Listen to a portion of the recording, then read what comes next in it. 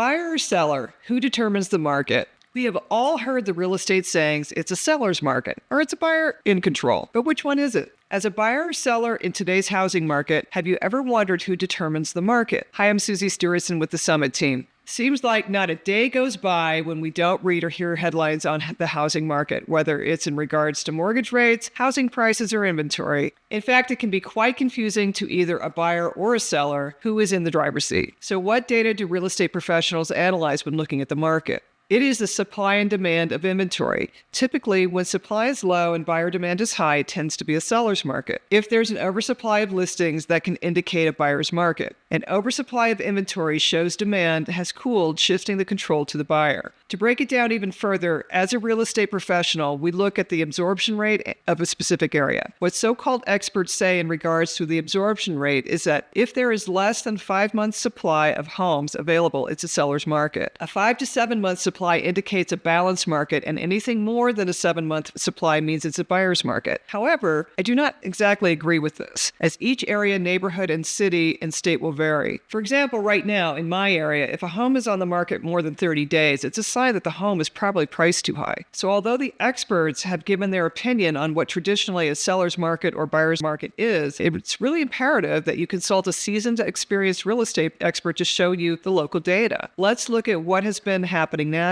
Nationally, we have been in more of a seller's market with lower inventory levels. According to Realtor.com, economic research analyst Hannah Jones, and I quote, "The market is still leaning towards a seller's market, but has gained balance since COVID when the market was red hot. The last true buyer's market was in 2012 when housing inventory was a little over 7 months, meaning it's been 12 years since supply outweighed demand." Of course, this market is not a slam dunk for sellers. It is also challenging to be a seller.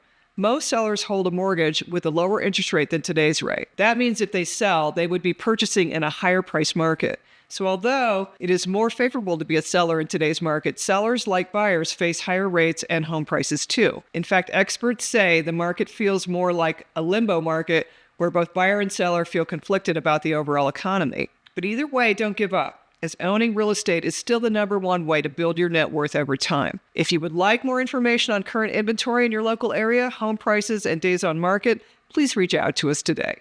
We can help you prepare your home to go on market and get the best possible return on your investment. I'm Susie Stewerson with the Summit team, here to provide you with the experience, expertise, and excellence you deserve in Wheat Ridge and Arvada, Colorado.